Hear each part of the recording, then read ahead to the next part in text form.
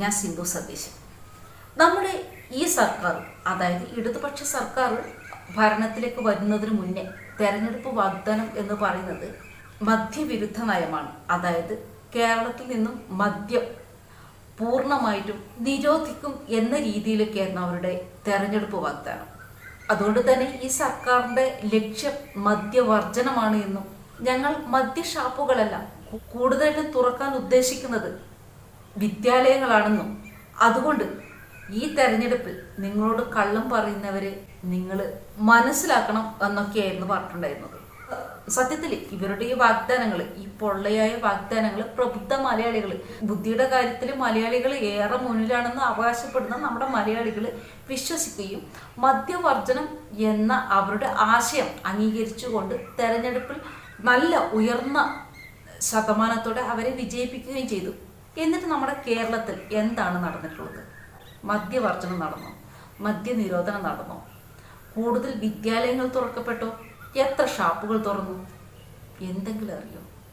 നമ്മുടെ മരിച്ച് തലക്ക് മുകളിലേക്ക് പോയ 2 മഹത് വ്യക്തികളാണ് പറഞ്ഞത് ഇതേ ഈ ഇടത് സർക്കാരിന് വേണ്ടിയിട്ട് മദ്യ നിരോധനമാണ് ഈ സർക്കാരിന്റെ ലക്ഷ്യമെന്നും നുണ പറയുന്നവരെ തിരിച്ചറിയുക എന്നൊക്കെയാണ്. പക്ഷെ മലയാളികൾക്ക് പ്രബുദ്ധത കൂടിയത് കൊണ്ടും അതുപോലെ തന്നെ ബുദ്ധിയുടെ കാര്യത്തിൽ ലോകോത്തരന്മാരായതുകൊണ്ടും ഈ നുണ പറയുന്നവർ ഇവർക്കാർക്കും തിരിച്ചറിയാൻ പറ്റിയില്ല എന്നതാണ് സത്യം.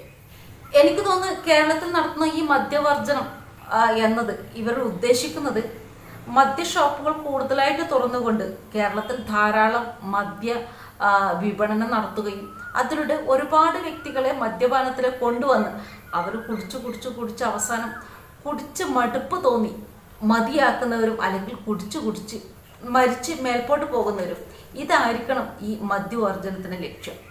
കുടിയന്മാർ കുടിച്ച് മരിച്ചു പോയി കഴിഞ്ഞാൽ അല്ലെങ്കിൽ മടുത്ത് മദ്യക്ക് കഴിഞ്ഞാൽ പിന്നെ മദ്യം ആരും വാങ്ങില്ലല്ലോ. വാട്ട് ആൻ ഐഡിയ സർജി അല്ലേ? UDF സർക്കാർ ഉള്ളപ്പോൾ ധാരാളം മദ്യഷോപ്പുകൾ അടച്ചിട്ടുണ്ടായിരുന്നു. അതുപോലെ തന്നെ ഒരു 50% മദ്യനിരോധന നയം നടപ്പിലാക്കിയിട്ടും വന്നിട്ടുണ്ടായിരുന്നു. നേരെ മറിച്ച് LDF സർക്കാർ അധികാരത്തിൽ വന്നപ്പോൾ കൂടുതലായിട്ട് 183 മദ്യഷോപ്പുകൾ തുറന്നു കൊടുത്തു. അതുപോലെ തന്നെ അന്ന് തുറക്കാൻ ബാക്കിയുണ്ടായിരുന്ന 64 ബാറുകൾ തുറന്ന് പ്രവർത്തിക്കാനുള്ള അനുമതിയും കൊടുത്തു. അതുപോലെ തന്നെ പിന്നെ വിവിധ കാരണങ്ങൾ, ചിലപ്പോൾ അവിടെ കൊലപാതകം, അടിപിടി കേസ്, അങ്ങനെയുള്ള വിവിധ കാരണങ്ങൾ അല്ലെങ്കിൽ വേറെ ലൈസൻസ് പരമായ കാരണങ്ങളെ അടക്കപ്പെട്ട 415 ബാറുകൾ കൂടി തുറക്കാനുള്ള സാധ്യത ഉണ്ടായിരുന്നു. ഇനിയിപ്പോൾ തുറന്നിട്ടുണ്ടാവുമോ എന്തോ എന്നറിയില്ല. മൊത്തം ഇടത് സർക്കാരിന്റെ അണ്ടർ 662 മദ്യഷോപ്പുകൾ, ബാറുകൾ തുറക്കപ്പെട്ടിട്ടുണ്ടാകാം. ചിലപ്പോൾ നമ്മുടെ എക്സൈസ് മന്ത്രി MP രാജേഷ് 2 ദിവസം മുമ്പേ ഒരു പ്രസ്താവന ഇറക്കിയിരുന്നു. അതായത് ഈ MP രാജേഷ് പാലക്കാട് മദ്യം ഉൽപ്പാദിപ്പിക്കുന്ന കേന്ദ്രം ഉദ്ഘാടനം ചെയ്യുന്ന സമയത്ത് മദ്യവർജനമാണ് സർക്കാരിന്റെ ഇപ്പോഴത്തെയും ലക്ഷ്യം എന്ന് അദ്ദേഹം ആണയിട്ട് പറയുന്നു. പിന്നെ അദ്ദേഹം ഈ ഉദ്ഘാടന സമയത്ത് പറയുന്നത് നാടിന് നന്മ വരുന്ന കാര്യങ്ങൾക്ക് തടസ്സം നിൽക്കരുത് എന്നാണ്. എന്താണ് നാടിന് നന്മ വരുന്ന കാര്യം? മദ്യം ഉൽപാദനമാണോ? മദ്യവിപണനമാണോ? മദ്യം വാങ്ങി കുടിച്ച് ഒരു തലമുറ മുഴുവൻ നശിക്കപ്പെടുന്നതാണോ നാടിന്റെ നന്മ? മദ്യമാണോ നാടിന് നന്മ നൽകുന്നത്? എന്താണ് ഇദ്ദേഹം പറയുന്നത്? എനിക്ക് മനസ്സിലാവുന്നില്ല. മദ്യപാനം കാരണം എത്ര കൊലപാതകങ്ങൾ നമ്മുടെ കേരളത്തിൽ നടക്കുന്നുണ്ട് ഒരു ദിവസം. പിന്നെ അദ്ദേഹം ഈ ഉദ്ഘാടന വേളയിൽ പറയുന്നത് കേരളത്തിൽ മൊത്തമായിട്ട് മദ്യവിൽപ്പന നടത്തുവാനോ മദ്യ ഉൽപാദനം നിർത്തുവാനോ സാധ്യമല്ല എന്നാണ്. അത് പറഞ്ഞുകൊണ്ടല്ലേ ഇവർ അധികാരത്തിൽ വന്നത്. മദ്യം നിരോധിക്കും, മദ്യം വർജിക്കണം എന്നൊക്കെ പറഞ്ഞിട്ട് തന്നെയല്ലേ വാഗ്ദാനങ്ങൾ നൽകിയിട്ടല്ലേ ഇവർ ഈ ഭരണത്തിൽ വന്നത്. പിന്നെ ഇപ്പോഴെന്തുകൊണ്ടാണ് ഇവർക്ക് ഈ മദ്യം നിരോധിക്കാൻ കഴിയുന്നില്ല എന്ന് പറയുന്നത്, അല്ലെങ്കിൽ കഴിയില്ല എന്ന് പറയുന്നത്? ഇവരുടെ പ്രധാന വാഗ്ദാനം എന്ന് പറയുന്നത് മദ്യനിരോധനം, അതുപോലെ തന്നെ സ്ത്രീ പീഡനം, സ്ത്രീകൾക്കെതിരെ ഉണ്ടാകുന്ന ആക്രമണം തടയുക, ഇതൊക്കെയായിരുന്നു പ്രധാനമായിട്ടും അവർ തെരഞ്ഞെടുപ്പ് വാഗ്ദാനങ്ങളിൽ പറഞ്ഞത്.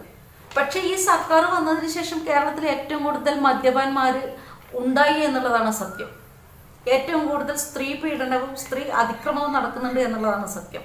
ഏറ്റവും കൂടുതൽ ലഹരി വിൽക്കപ്പെടുകയും ലഹരി കടത്തുകയും ചെറിയ കുട്ടികൾ ലഹരിക്ക് അടിമപ്പെടുകയും ചെയ്യുന്നുണ്ട് എന്നതാണ് യാഥാർത്ഥ്യം.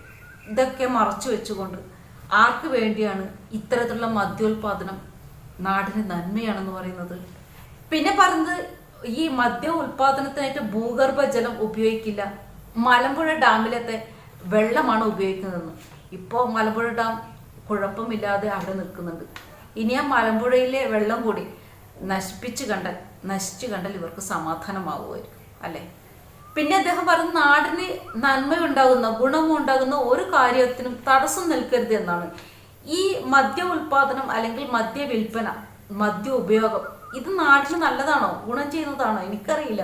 ഇത് ഉപയോഗിക്കുന്നവർ പറയുന്നത് മദ്യം കുടിച്ചു കഴിഞ്ഞാൽ വീട്ടിലുണ്ടാകുന്ന കലഹങ്ങൾ, കൊലപാതകങ്ങൾ, അസ്വരസ്യങ്ങൾ, ഒരു കുടുംബം നശിക്കാൻ, ഒരു ജീവിതം നശിക്കാൻ, ഒരു കുട്ടിയുടെ ഭാവി പോകാൻ മദ്യം നിമിത്തമാകും എന്നുള്ളതാണ്.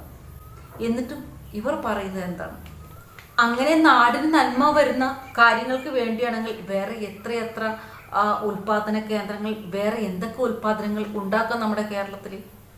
നാടിന് ആപത്തായത് കൊണ്ടാണോ കിറ്റക്സ് എന്ന ആ ഒരു ഉൽപാദന മേഖലയെ നമ്മുടെ നാട്ടിൽ നിന്ന് സമരം ചെയ്ത് അവരെ ഓടിച്ച് ആന്ധ്രയിലേക്ക് വിട്ടത്? ശരിക്കും ഈ മദ്യ ഉൽപാദനം അല്ലെങ്കിൽ മദ്യ വിപണനം അല്ലെങ്കിൽ മദ്യം കഴിക്കൽ എന്ന ആ ഒരു സിസ്റ്റത്തിനെ കൊണ്ട് ഗുണമുണ്ടാകുന്നത് ആർക്കാണ്? മദ്യം ഉൽപാദകർക്കും അത് വിറ്റഴിക്കുന്ന അബ്കാരികൾക്ക് മാത്രമാണ്. പിന്നെ ഇതിൻ്റെ ടാക്സ് കിട്ടുന്ന സർക്കാരിനും. അതല്ലാതെ സാധാരണ ജനങ്ങൾക്ക് എവിടെയാണ് നന്മ? ഈ മദ്യത്തിനെ കൊണ്ട് എങ്ങനെയാണ് അവർക്ക് നന്മ ഉണ്ടാകുന്നത്? ഈ ആഘോഷങ്ങൾക്ക്, അതായത് ഈ വിഷുവിനും ഓണത്തിനും വിറ്റഴിക്കപ്പെടുന്ന കോടികളുടെ മദ്യത്തിൻ്റെ ഗുണം അതിൻ്റെ ഉൽപാദകർക്കും അബ്കാരികൾക്കും അതുപോലെ തന്നെ സർക്കാരിനുമാണ്. സാധാരണക്കാർക്ക് എന്ത് ഗുണമാണ് കിട്ടുന്നത്? അങ്ങനെ ആർക്കെങ്കിലും മദ്യപാനം കൊണ്ട് ഏതെങ്കിലും കുടുംബം നന്നായിട്ടുണ്ടോ? ഈ മദ്യപാനം കൊണ്ട് ഏതെങ്കിലും വ്യക്തി നന്നായിട്ടുണ്ടോ? ഈ മദ്യപാനം കൊണ്ട് ആർക്കെങ്കിലും എന്തെങ്കിലും എവിടെയെങ്കിലും എപ്പോഴെങ്കിലും നേട്ടം ഉണ്ടായതായിട്ട് നിങ്ങൾ കേട്ടിട്ടുണ്ടോ? ഈ ഇടത് സർക്കാർ വന്നതിന് ശേഷമാണ് ഇത്രയധികം ലഹരി വിൽപ്പനയും മദ്യപാനവും സ്ത്രീ പീഡനവും സ്ത്രീ അതിക്രമവും ഒക്കെ ഉള്ളത്.